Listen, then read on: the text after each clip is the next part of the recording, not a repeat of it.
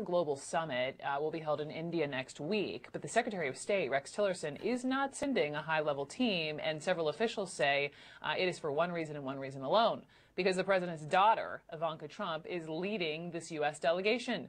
Let's go to Michelle Kaczynski. She's our CNN senior diplomatic correspondent who broke this story. And so, Michelle, your sources are saying, no doubt this is a snub, a major snub to Ivanka Trump. Yeah, I mean, there have been these obvious and sometimes jarring differences that we've seen between the State Department and the White House.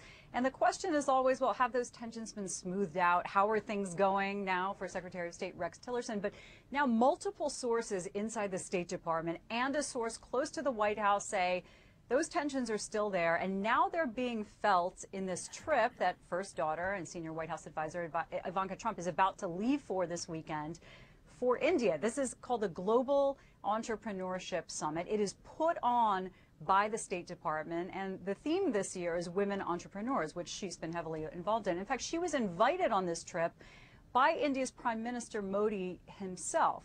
But these sources say that Secretary Tillerson and his inner circle aren't sending anyone senior, and that they've put out this rule that nobody above a deputy assistant secretary level is allowed to go, and that the acting assistant secretary for this region was slated to go on this trip, but Tillerson and his team pulled her off of it.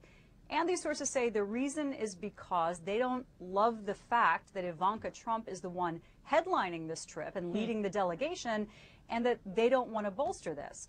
So when you look at this trip in the past, President Obama has gone multiple times. Secretary Kerry has gone more than once. Last year it was Kerry, an undersecretary of state, 2 assistant secretaries.